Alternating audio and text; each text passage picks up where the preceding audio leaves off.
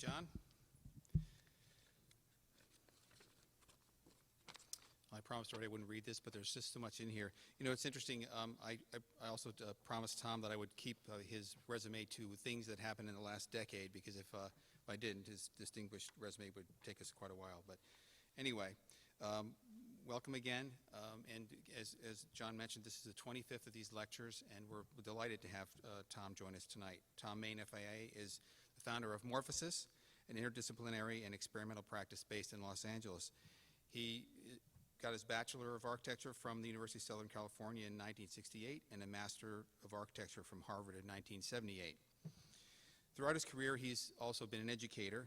He was a co-founder, as you know, of SCI-Arc, the Southern California Institute of Architecture, and he's a tenured professor at the UCLA School of Arts and Architecture. He's taught at Columbia, the Berlage Institute in the Netherlands, the Bartlett School of Architecture in London, Yale, and the Harvard Graduate School of Design. Morphosis' recent award-winning projects include the wonderful San Francisco Federal Building, the Wayne L. Morse United States Courthouse in Eugene, Oregon, the University of Cincinnati Student Recreation Center, the Hypo Albe Adria Bank in Udine, Italy, and the Madrid Public Housing Project. I'm sure many of these you'll see tonight. Projects that are currently under construction or on the boards are the Fair Tower in Paris, France, Museum of Nature and Science in Dallas, and a new academic building for Cooper Union in New York. Obviously, Morphosis' work can be seen around the world, and it has every scale from the individual building to urban design projects at large scale. Some of Tom's recent honors include the Pritzker Prize in 2005, the McDowell Medal in 2008, the 2006 National Design Award from the Cooper Hewitt Museum. He's the Alumni of the Year Award from USC, I think that's 2005. The 2000 American Institute of Architects Los Angeles Gold Medal in Architecture. He's also a fellow of the American Academy of Rome and a member of the American Academy of Arts and Letters. With Morphosis, Thom Mayne has been the recipient of over 20 Progressive Architecture Awards, over 70 American Institute of Architecture Awards, and numerous other recognitions.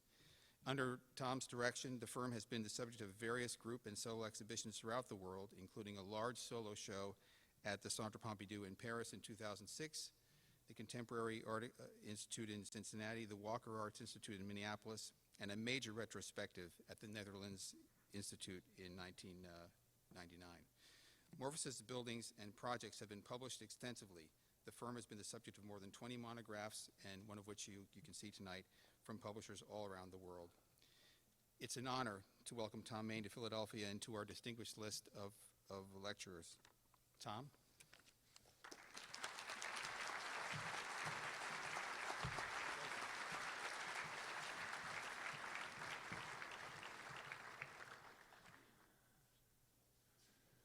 Let me get this thing set up here.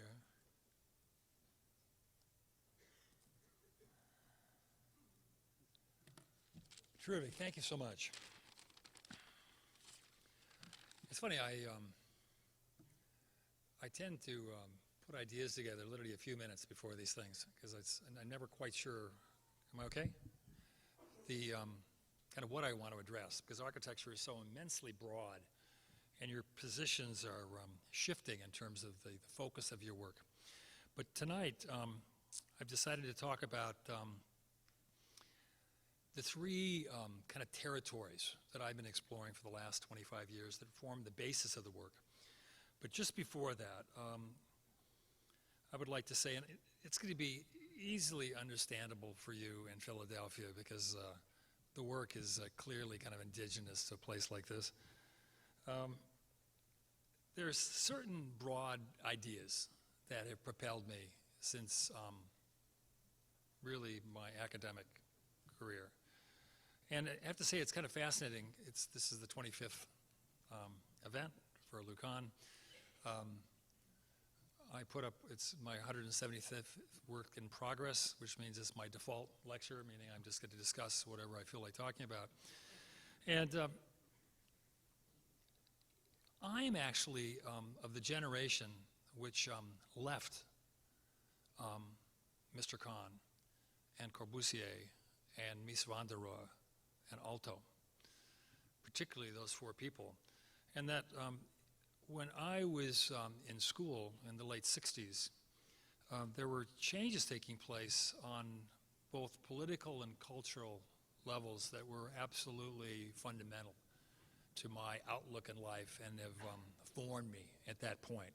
And I'm talking about a young man between 18 and 23 or whatever.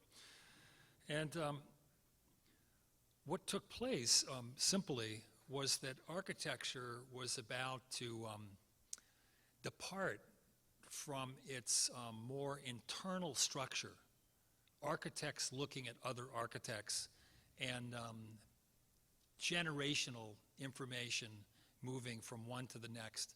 And with that, certain monumental figures which absolutely dominated that intellectual and creative discourse, of which, of course, Lou Kahn was one of the major. And what we were looking at the time, besides the fact of dealing with our own lives, i.e. Vietnam, the desegregation, the radical kind of shift in politics at the time, and culturally, an explosion of film. And all of you that are close to, whoa, is that okay? I lost you. I guess you didn't lose me. And of course, it's Truffaut and Godard and Antonioni. We could go on and on. Could you actually leave those lights on, whoever turned them off? It was very nice. I like actually not having pure blackness. Yeah, it could be a medium if it's possible. It's nice to actually see you're talking to. And there was a shift, and it moved kind of outside the realm. And then with that came certain, and of course literature, and it was Calvino, and we could go on and on. And there were certain things that preoccupied me, and it started with conflict. And I became just fascinated with conflict on a political level and on a personal level. It had to do with my family, it had to do with the world I live in, it had to do with my observation of where we were at this time in history. And in some ways, all of the work I've done is some sort of a meditation between willfulness and chance. If I had to say one sentence, I would go, I'm done. That's what I've been interested in. And then with that, understanding architecture is an original act. It's singular, it's purposeful, and it's purposeful in a provisional sense. There are no fixed rules. There is nothing transcendent, although that to be a larger, probably philosophical question. And it's not a priori. And again, I'm saying this, and I'm not, several people wanted me to rile you up. It's funny, there's always certain people here, they go, Tom, you got to really push these guys. And, but it's actually very much connected to Lou Kahn, in that of the figures that I mentioned, he would be the person that I was probably rebelling against in terms of a prioriness, a thing appearing prior to its initiation as an idea to the building. And again, partly from a generational stance and partly between a huge shift in the operational strategies that would start with maybe Jackson Pollock, which would have to do with the autogenerative, and I'm not sure that's a word that's used. Autogeneration, you're working on the method that produces something versus the thing, and it was part of, again, my generation, and literally all the work has to do with an attack on the a priori, on the notion of you're working within a system of inventing a building, and that process takes you someplace parallel to scientific invention. And it begins with quite a huge amount of insecurity. I'm an immensely insecure person. I have no claim that I know anything. It's based on hunches. It's based on initial questions. It's based on a commitment to investigation and a commitment to probing and innovation, because that's finally who we are as a profession. We deal in intellectual and creative capital. You only have to look at other design areas like the automobile industry and see what takes place when they're not attentive to the demands of that kind of idea, having to do with transportation in this case. And all of this had to do with the notion that the structure which we work within, meaning the philosophical, the idea underpinnings of our work, is provisional. It's continually evolving, changing, and moving, and one has to be attentive to those changes to stay relevant. And I would say it is an enormous problem as an architect, as an American architect working in this country, that I've grown in the last 20 years to see myself and to differentiate myself as an American architect, and that's not a good thing. As I look at my friends, whether they're in Japan or whether they're through Europe, that we work with much more constrained kind of territory in terms of the demands that are put upon us. Tonight, I'm going to show, I'm going to first talk about kind of three areas of interest, which are the underpinnings of the work. And one deals with making and materiality, one deals with landscape, and it's going to move towards a broader idea of ecology, and one has to do with ideas of organization, because basically that's what we do. We make things coherent, we organize complicated, complex strata of information, and then that notion is going to move towards an idea of the urban. I purposely, it's something we're talking about in the office right now. I've gone through kind of a very rapid transition in the last 10, 12 years from very small scale work to larger scale work. And at this moment of time, we're very much thinking about the shift that's taking place as the scale changes and the type of client changes, and that we were, I think, known very early on for being somewhat rigorous or somewhat activist, let's say, in terms of taking responsibility of our own artistic inventions. And it became clear to me as a young California architect. I started Morphosis in 1972.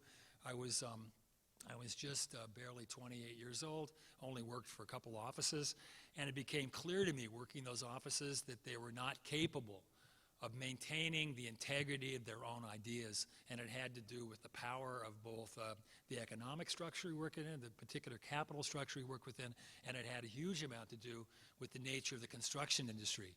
And no offense to anybody out in the construction industry, but they just basically couldn't do it, and they were not interested. And there was a very little kind of capability in aligning our values, let's say, as architects. Right? It's changed now, because I'm going to come back and say quite the reverse, because I think now there's a coming together of the way we build, the way we think, and the way we design, which is extremely useful, and which is the future of both architecture and construction. These first projects were hugely influenced by Diderot. And of course, Diderot had this really phenomenal idea of, he wrote the encyclopedia of essentially objects, of things, of stuff, right?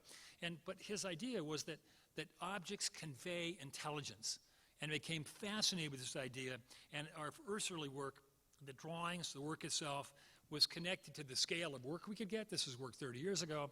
And we were completely invested in the making process and in the kind of invention and creativity that comes out of making versus the conceptual act of architecture. As we work with drawings, conceptual ideas, and it's a very, very different way of working. And again, it's something we're very actively talking about now. As we made these structures, they find their way into the various work. And as it proceeded over time, the single projects which were capable of dealing with smaller scale now became more intensifications of larger work, that we were investing this kind of energy. And then as this idea moved through, this notion of the process of invention of making a material started leading to ideas of architecture itself and started being conceptualized in terms of, this is a design institute in Taipei, where this notion of materiality started leading to conceptual ideas, and then it expanded again, and it started dealing with surfaces instead of objects, and we started working with, this is a work with a graphic artist, Rebecca Mendez, and it's I should say, this is a big scale. This is 200 yards as a piece, and there it is partly as a building, and now we're moving in another direction. We're 20 years later than the first slide I showed you, and we're realizing that material has now changed and is dematerializing, and we're now using ideas that literally attack the material. They're cinematographic. They're images that start challenging the notion of the kind of the singularity of a 19th century idea of material. And then it started talking about the range of materials that were moved from opacity to transparency and translucency, and it started leading us to layering. And with the layering, something extremely dynamic as the light touches it. You're getting these continual changes of your observation of the thing, which is literally dematerializing and evolving over time. And you're no longer able to locate even the surface. It's getting more and more ambiguous, and of course that ambiguity is an interest of ours conceptually. And then again in our Caltrans building, as it becomes a part of the iconic fabric of this building. And then recently, 7 years ago, it became even more kind of fundamental to the building as we started looking at the nature of these surfaces and the nature of the material of these surfaces as they became part of the iconographic nature of the courthouse and the symbol of the court. This is a fragment of the Constitution and pieces of the Bill of Rights that was going to literally make up the skin of the building. That became this. Finally, the letters got off, and that's a whole nother conversation that we kind of lost that fight, but it turned into this. And this notion now is the material is participating with a broader conceptual idea of the work, which has to do with the connectivity of the system of law and the relationship of the 6 courthouses that make up this complex, and that already start revealing the singularity of the courthouse. So as you read the exterior, you finally come to understand it as you occupy the courthouse itself, and it's no longer this completely abstract idea, but it's actually located within the culture and the symbol of the court, and the symbol of the court historically, as it makes references. Well, in 1980, my first little project was a 2468 house, and we had this idea of kind of rethinking how it was made, and instead of doing drawings, we took every piece apart, and we talked about an assembly process, and it was the marking of our commitment to taking responsibility of the construction of our own inventions. And 35 years later, 30 years later, whatever, this is how we work. And this is a structural model of a project we're building in Shanghai. And from here to here is a half a kilometer. It's 500 meters. And we invented something, and then we take the responsibility for making it, and we make it piece by piece, exactly like that drawing I showed you of that little 20 by 20 square foot room house. And it's integrative. Every piece connects to every other part, and that's what it looked like a couple months ago. And you're looking at a piece of it that's now, I think this is about 300 meters, something like that. And then here it is, we're just studying and finding kind of final resolves to big pieces. This is a campus in Shanghai, and it's a fragment of a city, you might say. And there is the result. And again, I'm talking to architects. I just did this in a museum in La Jolla, and it didn't mean as much if you're looking at lay people. But I show this to my architectural friends, and they get it because it's bloody complex. And this is built in Shanghai, happens to be with an extremely interesting subcontractor. But it's, and here we are again, kind of working on pieces of a theater and a gallery and the various components. And there you get an idea of the scale of this piece. And again, each of these pieces comes out of our office. And what's taking place, of course, right now is that design and making are singular. When I walk around a desk, one of my young people, I'm looking at it, I ask what it is, and it's just, it's neutral. It's a line. It can't be anymore. You look at it, and it's something, right? It has a reality to it. And it's really fascinating, because what's taking place is you're literally building virtually, right? So your thinking, your conceptual thinking, and your thinking of the reality are singular. Okay, that was area 1. Area 2, landscape. Again, 25 years ago, a friend of mine took me out to Double Negative, Michael Heiser in Nevada, and it just, it changed me forever.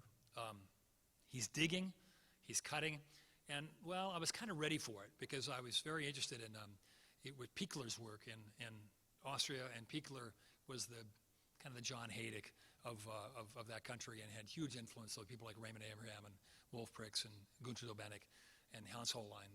And he was a digger.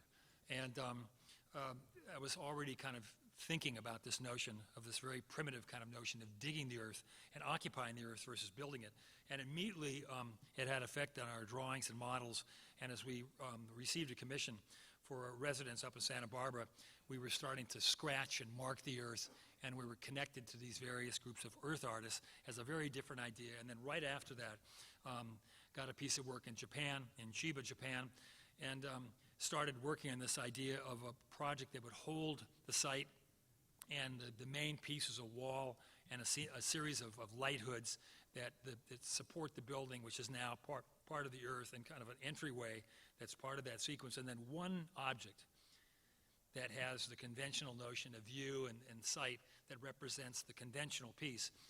And then right after that, another 5 years later, we got a commission to do a high school in the east part of Los Angeles with this extremely kind of unusual superintendent of schools, which was allowing us to do something that was just unheard of at the time. And this was our first, what is it, a dwaddle, part model, part drawing, part computer image. And it's now land augmentation, and it goes back to Heiser. We're no longer building buildings, we're shaping the earth, right? And it doesn't quite turn out that way, but we'll keep talking about it. And so here it is, after it's withstood kind of programmatic initiatives and structure, et cetera, is it becoming kind of the reality of the program, and then there it is built. And of course, our larger goal in this project was to initiate thinking and inquisitiveness. And we saw architecture, and we saw the act of architecture as being fundamental to education. That we weren't interested in housing or supplying the physical edifice for a program. We were interested in being a very activist role in that program, and we were demanding that the children, the high school children, whatever, the young people in this campus, that it absolutely demanded some sort of inquiry. They would have to somehow rethink the nature of what architecture was and what a school was. And then that started having an effect on a huge amount of our work. This is the building in Klagenfurt. And now,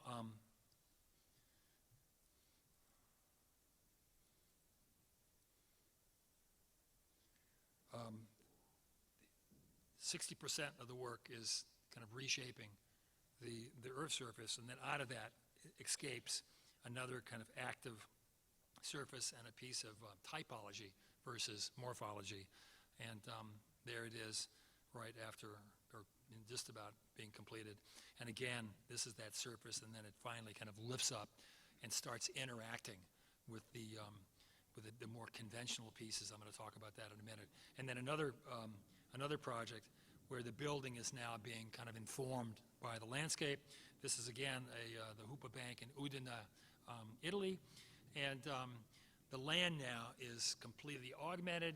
It takes in most of the social functions of the project and is active. And now we're starting to include infrastructure. Roadway, landscape, building are all seen as singular. And the building is actually a component of infrastructure. And then what came out of this is a new condition. You're occupying this space between real ground and augmented ground, or a series of augmented grounds, however you want to talk about it. And you occupy this interstitial space, and that gives all kinds of possibilities that allow for orientation and for the views of the connectivity of the various pieces, which I'm going to come to when I talk about organization. And then again, in Shanghai, a building now which is mostly landscape. In this case, it's literal landscape. It's about 7 acres of plant material. And then winding through that is kind of one singular building that kind of moves out over a lake. And again, the scale of this thing is just huge. This is 50 meters, 150 feet. It's moving over the water. And then again, the building is now starting to de-evolve. There's no object, there's no thing left. It's all now completely integrated with its site. And again, this is what it looked like a couple months ago. And again, this surface is all landscape material. And again, this stuff, all landscape. Ditto. Whole field. You're moving across a highway, actually, and it's going to continue another couple hundred meters. And then on the other side, it just started. This is all landscape. It's going to come up through here, and there's a bridge that takes you through to the hotel, and it's literally, it's a small town. And then the spaces, again, that are produced under that fabric. What's that? Wow, do you notice how loud that helicopter is in here? Huh. You think you have much better acoustics with the brick and all that, wouldn't you? And there's going to be a whole organization in terms of kind of how we've kind of manipulated this ground surface. Okay, last, I'm still on the, I've got 22 minutes. I'm on the introduction, all right? This is the third piece, and it's the most complex piece. And it's going to start with fragment, but maybe it would be better understood by saying it's, instead of fragment, and it's, there's been so much kind of hype on fragment with deconstruction. I'm much more interested in fragment as incompleteness. It's leading to future construction, very different idea. And it's going to lead to an organizational idea, and that in turn is going to start leading to ideas of urbanism and how our work participates. And early on, I'm sure you're all the same. I think a lot of times when you make your most interesting discoveries, you have no idea what you're doing, and the more you understand them, it's probably not useful. That it's really a complicated notion of understanding, meaning making conscious and being able to verbalize an idea. And when we were doing this house, this is the Venice 3 house, and I was again just barely 30, and it started breaking apart, and it started relating to the site, and it was starting to articulate a series of pieces. And then just after that, we did this other commission that never got built. And then out of that, we built a part of it, and we were looking at kind of an area of an intensification. So like all of you, again, you look at a work, and unless you have an endless budget or kind of an unusual condition, which is probably not even healthy, you're looking for the territory where the architecture is going to reside, right? And it's very unusual that it's the whole thing, right? There's going to be places that are much more neutral, and there's places that have that kind of area of intensification. And when we did this, we were looking at this vertical space, and as we finished the model and we photographed it, and I was looking at this, I realized that this fragment was much more interesting than that. And it had, again, kind of an influence on where we were going to go from there. And we started realizing what we wanted to do is build things incomplete. And immediately, I designed what was going to become my own house, the 6th Street house, and it was made up of 10 pieces of discarded technology and made up a very different idea of coherency by association versus geometry. And then right after that, we were working on a series of projects, all of which started talking about a language of elements which were all connected, but each one of them had its own source, and they were in relationship to one another. And then what took place here is that we became much clearer that we were less interested in the object than we were in the relationship between things. Again, enormous, because I think architecture, huge amount of architecture is interested in the object, in the thing. And I early on became much more interested in the relationship between things and not the thing itself. And in fact, you could say we were disrupting even a reading of a possibility of some sort of singularity. And then that led to a series of projects. The Blades House, which again is made up of now 4 or 5 different structures. I'm talking about conceptual structures. And all of them are remain or are constructed as partialities that are left to be complete. And for me, it very much connects to time and dealing with the 4th dimension that alludes to that dimension over time. And then again, the elementary school at USC, the Hoopa building, as it was articulating the number of elements that made up this large complex, which again was a fragment of the city. And then there was another kind of parallel track to this, that was much more focused on the urban. And it started with the implication of urbanism with smaller projects and later moved into something more literal. Because this was done actually earlier, this is 1980, and it was a project for a residence. And again, instead of one thing, it was made up as a series of things that were connected to each other, and kind of this glue piece in here. And at the time, I think we were calling it village clutter, but we saw it as a model for urbanism. And again, the connections of I went to the GSD at Harvard in '68, and I came back, and I was completely messed up after going there for a year. And I'd become, I was inundated in the Tedenza and Rossi and in Matthias Ungers, who was my professor. And so everything had that sense, and it took me not that long, 6-7 months to get rid of it. But I hadn't done it yet.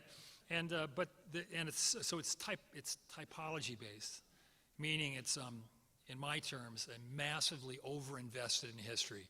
I think personally the absolute major problem with architecture in this country, an absolute absurd overinvestment in history, and I'm saying that in Philadelphia. It does not matter. You live in the globe. You do not repeat this. This has its place in history, and it had its own kind of credibility within the broader forces that produce this, and it's absolutely absurd to think you can repeat it visually. First place, the vision might be not even the priority of architecture. There's a question about that it has haptic, it has much broader kind of meaning to us. And architects still, especially, I guess it's a disease in this country, much more in the world, and it's why we produce so few really good contemporary architects. Think about it. It's really bizarre if you look at the world. It's operating at a certain level, having to do with a certain kind of innovation. And it's an incredible kind of investment. Anyway, this kind of led us to a really broad idea of, this is a competition for the Gedenkbibliothek in Berlin, and all of a sudden now these pieces all have very particular urban roles.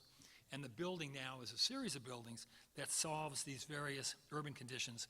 And whether it's the tradition of the access, whether it's a part of the old Berlin, whether it's the connective tissue and the new building to the old library, whether it's landscape, which is bringing in the social culture of the park, all of these pieces now have distinct roles within the urban, the broader urban problem. So when we got to our graduate housing project in Toronto, we're using this strategy, and we can isolate pieces, and whether they're kind of large and small, whether they open up and deal with scale, whether they have to do with this edge condition, which is forms the threshold and the gate to the campus, which was part of the competition.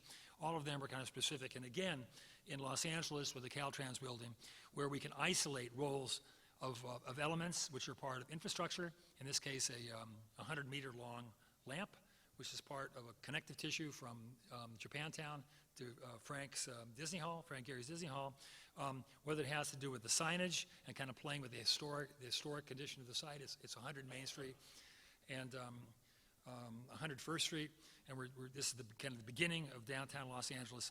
And again, these elements all contribute to a broader idea of the public relationship of the site, including the square, which is very kind of not Los Angeles, this public space, and the use of this sculpture by Keith Sionnet out of New York, which again is very large scale. It's over 100 meters long, and it literally activates the space, because we recognize for 10 years we know people here, that the space itself has to have a dynamicism to stay alive and to draw kind of attention. And then sometimes you can literally make little chunks of cities, and in this case, we had an idea of an organization which again is prioritizing the idiosyncratic of the city, not the organized pieces, but all the stuff that's found in between. I'm much more interested in the alleys and the mistakes that are made over time than I am the conscious, either the Cartesian or the classical kind of elements, which are just obvious. And we're trying to capture that, and we're trying to kind of invent a new typology. So here's the housing block, which is typical of Madrid, and we're breaking it down purposely, and we're trying to attack the institutional nature of housing, which is seems to be agreed upon is not useful, And we're trying to find a structure which is more porous, which allows kind of the cellular nature of a house, light, air, view, etc. And it ended up with this, same density, same budget. This is a great project, by the way, that I wish there were projects like this in the States. This is $60 a square foot. And of course, social housing is over 60% of Spain lives in social housing, probably it averages close to 50% of all of Europe. And it's not stigmatized like it is in this country, or it's less stigmatized, let's say, or they have their own problems. And so here it is in this kind of odd kind of place, and they ask architects from various places in the world to kind of experiment with these, and we got this very large site and came up with a very, very different idea, which was prioritizing the residential, the living nature and the kind of human nature of this versus kind of an office structure or kind of a reused kind of block that makes much more sense for a commercial building than it does for housing, including a scale that belonged to the street and that belonged to a more domestic environment within, in this case, the outskirts of Madrid, and then making out of that a series of courtyards and spaces which develop the social nature of this environment, and one that was trying to expand on the community and collective kind of relationship of our housing developments. You know, I didn't say, all this top stuff is landscape. If it looks really tough, these are all arbors.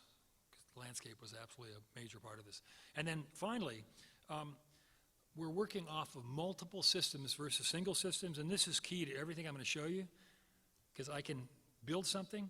And I should say here that one of the changes that also took place, that starts with Morphosis, the name, is that I've seen architecture as a collective act, not a personal act. I have absolutely no interest in architecture as a singular artistic act that leads back to a singular person. I actually find it quite destructive and quite uninteresting. And architecture, and it's of course ramping up, it's scaling up right now as the projects get larger, more complex, etc., is a collective act. It really always has been to some degree. And it needs leadership, and it needs focus, it needs direction, there's no question about that. And I'm interested in working in ways that are not compositional or private, but that are public and discursive. So when I'm working with this thing, we can work with these various systems, and this project is worked collectively, and I can talk about that piece that you've seen that was constructed. I can talk about the land element, and I can talk about various pieces in connection with each other as they produce complicated, complex, large-scale organizations. Because again, I'm building under a single act, under a single office, a very large part of a city. And I'm trying to appropriate techniques, methodologies, which are appropriate to the complexity of the problem. And again, my own critique of the profession, which drives me, is that we're not living up to an understanding of the methods we use that are capable of solving the types of problems that are given us today. And we radically oversimplify them. And then that turns into a conventional plan, and we can talk about that now in terms of libraries and auditorium spaces and exhibition spaces and administration and recreation, hotel, on and on, as it makes up this complex. Okay, and that's the, again, under construction. This is part of the landscape. We're way back to the furthest end of this thing, and we're looking at that piece you were looking at in earlier photographs. Okay, 3 projects in 20 minutes. If I did my job right, everything will be obvious.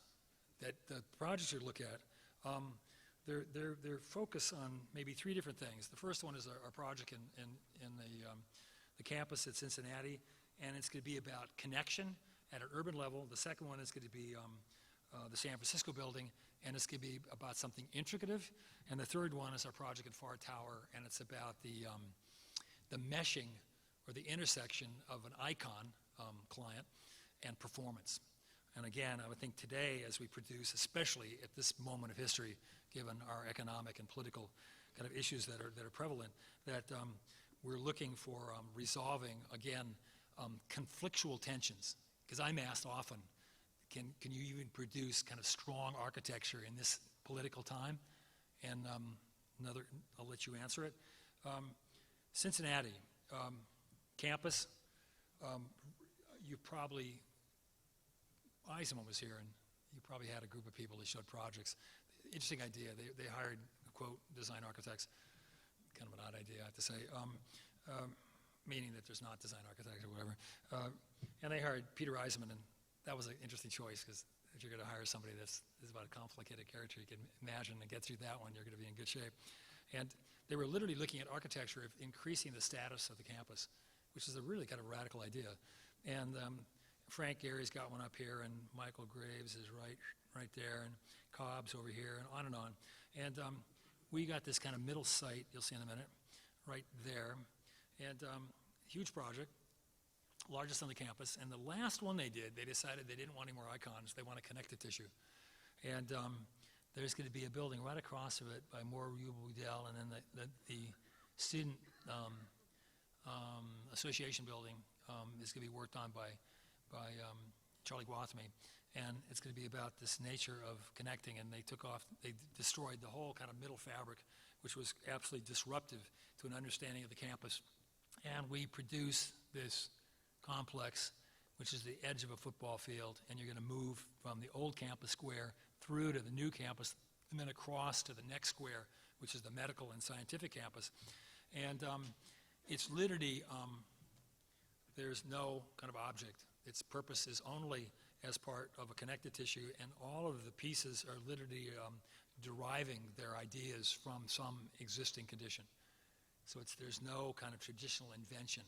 All of it is responsive to some, it's interpretive of some found conditions. So you can see we use the football field and this incredible space from the campus and use that as kind of one of the main kind of connective tissues. And then kind of one of our landscape pieces kind of came through, which used the field.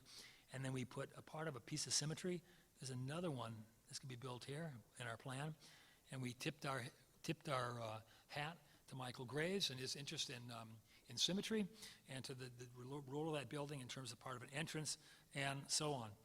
And then again, very, very complex problem that starts with kind of an existing condition, and I can talk about various scale ideas, and whether it's the academic wing and the housing, or whether it's the structure that makes up the large part of the recreational facility, or whether it's the roof on top of that, and on and on. I can make up this complex and generate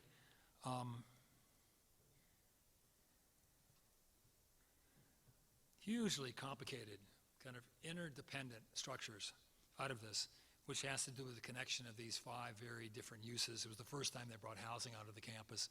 And during the process, we added the academic space, because again, the idea was to increase transparency, to increase interconnectedness with students, and in terms of living, recreation, and learning.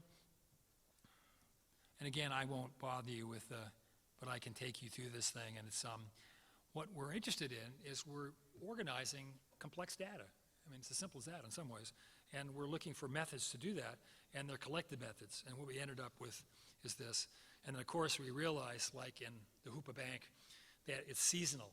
So when it's snowing, it literally becomes ground, this piece, right? And it literally becomes part of the connective tissue. And this form itself, I can't draw on that, came directly from George Hargrave's kind of shaping of the site. And all of it was very much a dialogue with other buildings, other architects that were working in the periphery kind of area. So there's Michael at the edge right here, and this is this large kind of open field that's continuing, this kind of neutral space of the football field, and then the entry. And again, we're borrowing from Toronto. That part of the housing kind of spans over and becomes part of a threshold, kind of a gateway. And then we're looking at the street, which is going to end in the Student Union, and in front of that, of course, the old campus. And it's literally compressed. We wanted it much tighter. We couldn't convince them. But it's a piece of San Gimignano. It's whatever you want. It's absolutely, it's a walking street. It's a Hilltown street. It's a place for interaction, social interaction. And all of these elements come directly from, or interpreted from, found site conditions. And then the interactions produce, well, it goes back to willfulness and chance. It produces accidents that are purposeful. So that if you walk through this, you're going to find these spaces that are threshold spaces, that are spaces between things, and that come from the interaction of these elements, which come from the process. They weren't designed a priori. They come out of a broader kind of thinking of an organizational strategy that produces complicated things. And you can control and discriminate within that process. And then again, that system I was showing you, that we looked at various kind of elements, you can see them now as part of a continuity, that the lines, the skylights, all of them play a continuity so that there's a connection between every part of the campus, inside and outside.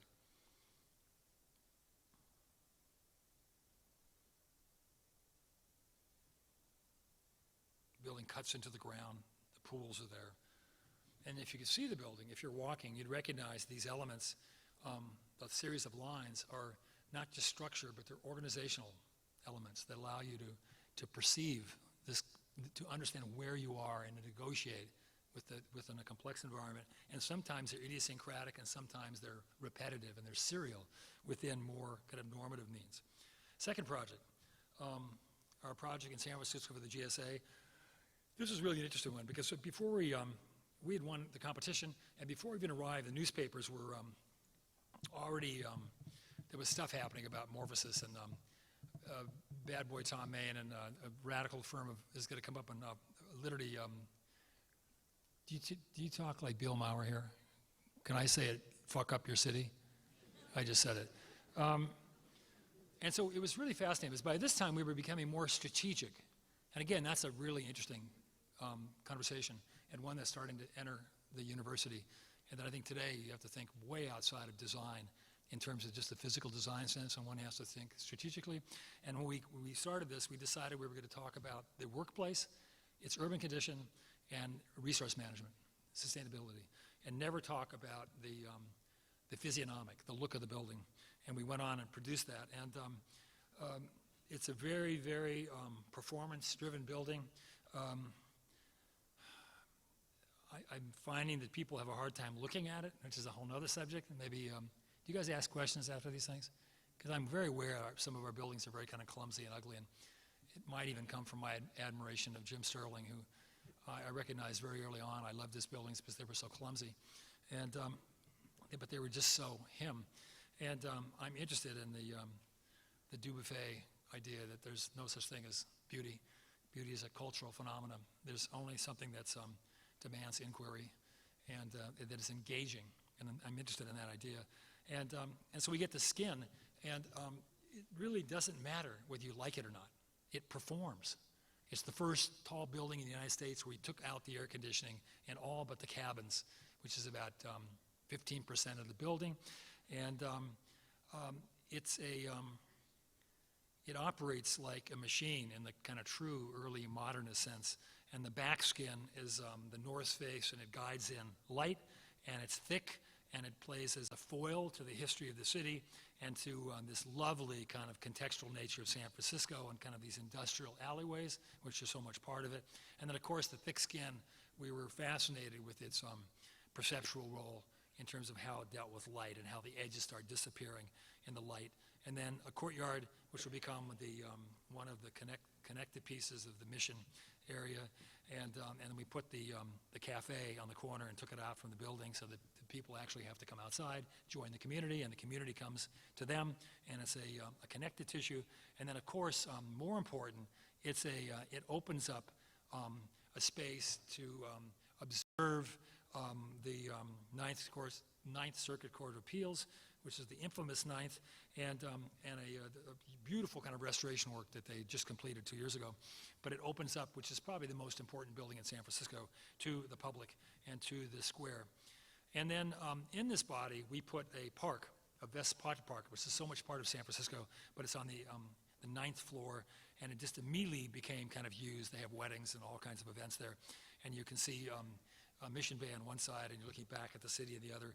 And then we gave this 60 by 60 by 55-foot cube to Jim Terrell, and to do one of his pieces. And of course, this is one of these pieces that changes over time and light. And The San Francisco conditions are perfect because as the fog comes down, there's a place where the whole building disappears here, and it reflects into the cloud structure, and it's just absolutely amazing.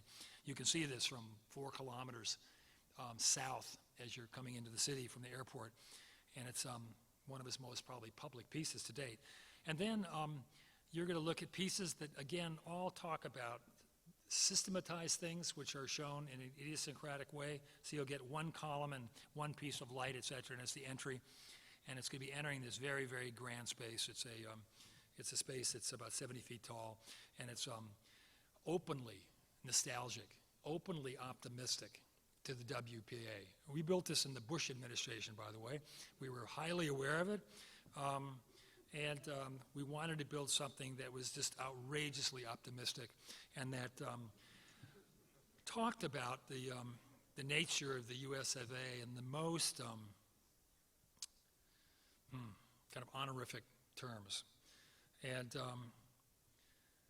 you're looking back at the courthouse. If you saw it, you'd realize that the material palette and the court are the same. They're basically, this is a synthesized granite we're using and concrete. By the way, this was built for $240 a square foot. Everything I've shown you is very, very modest budgets, and that had to do with the language to some degree, and even the toughness maybe is part of it. And another kind of longer conversation that people look at the aesthetic, but they don't look at the nature of how that aesthetic was arrived at, and I think that's extremely important. And now, again, we're working again with performance. You stop at 4 stops, skip stop, walk 1 up, walk 1 down. And these places, again, engender social activity. They attack the balkanizing nature of institutions such as this. And they become these, they're tea rooms, coffee rooms, meeting spaces where guests can come in or people meeting with the various departments. And they don't have to penetrate the privacy of those spaces. They can meet them in this middle zone. And then the movement going up and down. And then you remember the hoods coming out of the front of the building. As you move up, you literally move outside the surface and you're in the plaza on top of glass in the public space. And again, these are meeting spaces for the employees. And then again, this early somewhere we were looking at this idea of ground, which you've seen again in the work as the building now is part of the ground and sees itself as emerging from the ground. But what happened here, the city wanted this. They wanted a 4-story building to cover the site, and we said, no, you got to have the thing. And we just basically did that and left the site open and made this. This came straight from Europe. This was 55 feet, and there's no distance farther than 6.5 meters from the edge, and that's actually a standard in Europe, nothing to brag about. And then I keep telling people we took the air conditioning out. We really didn't take it out. We replaced it with a skin. And again, in this culture, you don't get any. You can't amortize anything, so we had to take 13 million out of this, and we put 13 million there. There's no backup. It doesn't have air conditioning. There's no way you can, right? You live with it the way it is. And this is the skin. And then again, as it's being worked in a material language, it had pretty much to be 50% fabric that takes out 50% of the light and allows you to see through it. And it moves through hydraulics, which this is already our 3rd building. The Caltrans did it. The building in the Hoopa Bank did it. And then the backside. And again, you see a little piece of the Terrell just kind of peeking through of that void. And then this thick skin that guides air and also is used for access to window cleaning and servicing, et cetera. And then the plans. And what we did now, and again, we're working with office culture, and the most kind of radical act, really, they're used to working with these huge floor plates with management there, windows, and then you know that people are important when they occupy those places. Ooh, I just drew Kahn's library. Damn. And because the air flows through, and the cabins are low, the management is in the middle, where it should be. And of course, you can read Harvard MBA reports, and they tell you that in any modern thinking that they want management in a centralized location. They don't want them playing their computer games or whatever they do on the outside. And that was a year conversation. That was a tough one, because we're moving basically our clients and the the structure of that. And then this is, you're looking through the screen, that same screen. You're looking through that 50% screen, and you're looking at the cosine curve of the concrete. And again, the air is moving through. At night, it cools off the concrete, it radiates, you know, the whole passive thing. And it looks incredibly simple. We worked with Lawrence Berkeley Labs and Over-Air Engineering for over 2 years to make this thing work. And then that was the result. You can see the difference of, and you can see most of it is in cooling as it's coming down from an average building to our building. And then the delta was, I don't know if it's significant or not, it can power 600 homes, kind of a single building. So if 10 of these would power 6,000, which would be a community of about 20,000 people. And then again with the CO2, the same thing. And again, we're very, very interested in the performance. And again, when one of the people I had to present this to was Nancy Pelosi, and she doesn't like the building. She would like, she wanted a fake old building. She wanted, and we talked about this, and it was the only way to talk about it. It's not about what it looks like, it's how it performs. And we knew from the very beginning that we would be in alignment in terms of values politically with our client, meaning San Francisco and our immediate client.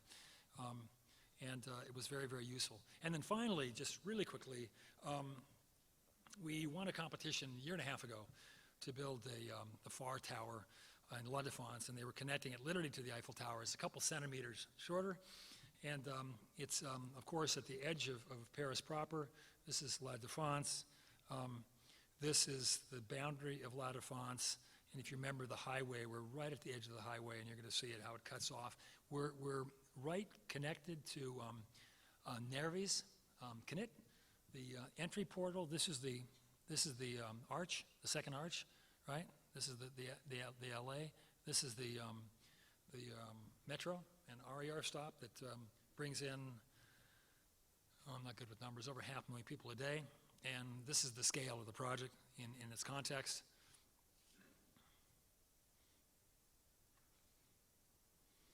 And this is represents how we work in a reiterative form. We put an idea out that addresses certain problems, and then we challenge that. It's Popper's false solution, and we work through that reiterative process with our team to arrive at a solution. And where we're interested here is, again, developing something that was urbanistic, and we were using the idiosyncratic nature of the site to develop continuity and to re-glue the site together. And of course, all of you know that La Défense is used as an example of the absolute worst of 60s planning, and we're trying to kind of make corrective maneuvers on the ground, and it's actually going to be seen as a kind of a multiplicity of buildings, and we're trying to break the singularity of the tower as an extruded act. So as you look at it, it keeps evolving into something else as you move around the building from different positions, and then you're going to see that it's actually kind of a low pavilion, which I'll talk about in a minute, a medium-sized building, which is actually the height of the most of the context, and then this kind of off-centered, kind of leading Tatlin-like kind of structure of the tower. And then again, as we're moving through that, and then as it gets cut by the freeway, it literally just slices the back off, and it becomes something very, very different. And then again from the backside. And then a plan which represents a huge complexity, which you can't tell on this. There's an LA cut through the middle, so that, let me say, yeah, there it is. In the site, this is Courbevoie over here, and this is Puteaux. There's a boundary right here. There's a university here, and this LA is part of the building, a part of the urban plan. It goes up 30 meters, a little over 100 feet. And so it cuts the middle of the building, so it's this fantastic site. I remember we did the competition. There was a huge amount of competition. The number of architects, there were 10 of them. And I had calls from several of my friends going, Tom, this is a Morphosis site, you're going to love it. Meaning, it was a site that was just loaded with kind of complexity, starting that it didn't have a center. And it had to come down on kind of three things, as three legs to get to the ground. And then as it moves up, it evolves and it changes. Every floor is different. And you're looking from the lower to the upper level. It's actually the tallest building in Europe at this point. And then, again, it's interested in the connective tissue. It's going to be part of the Knit. And again, if you know that, that's Nervi with the beautiful, beautiful 6-inch concrete. It's just an amazing kind of piece. And they're going to come, I think I have a slide of that, how they get in there. And then, again, it's not a single building, but it's a multiplicity of buildings. It's kind of low building on both sides, kind of an entry pavilion and the tower itself.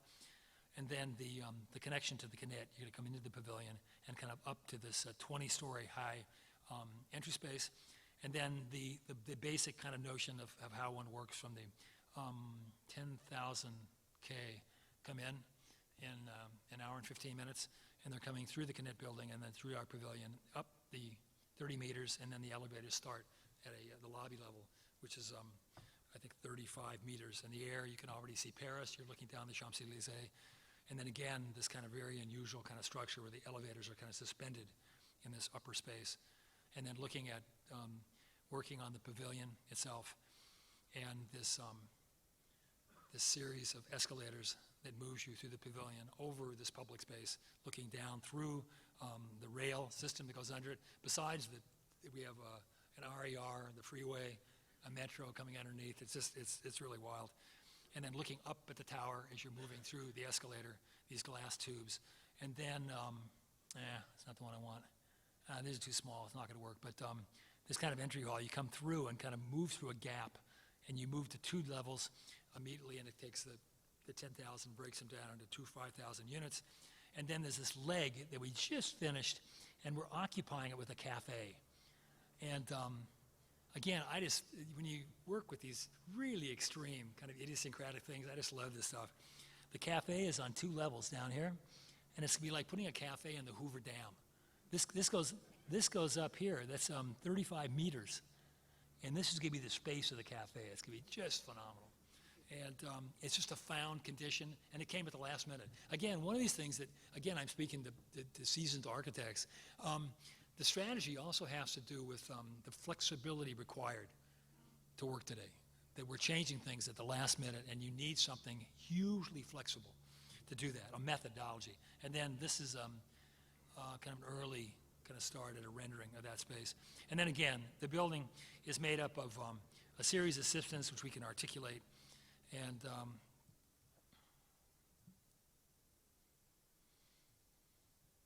it's getting late now. I want to say a few more things before I end.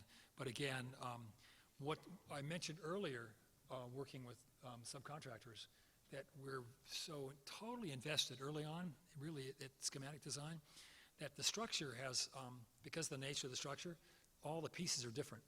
And so I've got people now scripting, organizing through scripts, and we're developing families. So we can now take those pieces down into 7 or 8 families and rationalize it so we can afford to build it.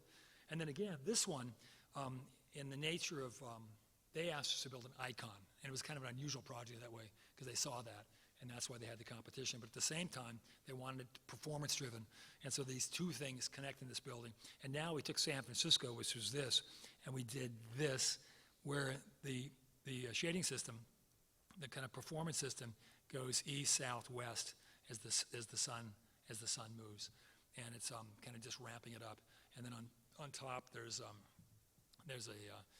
wind farm, and it's going to be pretty extraordinary. There's that skin, and again, as we work out the kind of reality of the layers of skin, and now we're becoming much more sophisticated. We can look at the behavior of the heat on this over time, and so we can.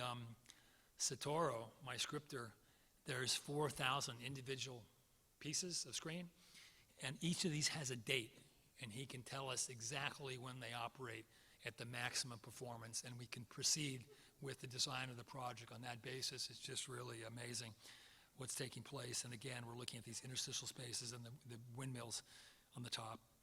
And then finally, there's going to be a lighting system which talks about the nature of the form, and it was something that was purposely romantic, something purposely kind of soft, and it's going to emphasize kind of the shaping of the building and its relationship to the original tower. I have to show just one. Are you okay for 5 minutes? Gotcha? Because my little clock here says 1:01:03.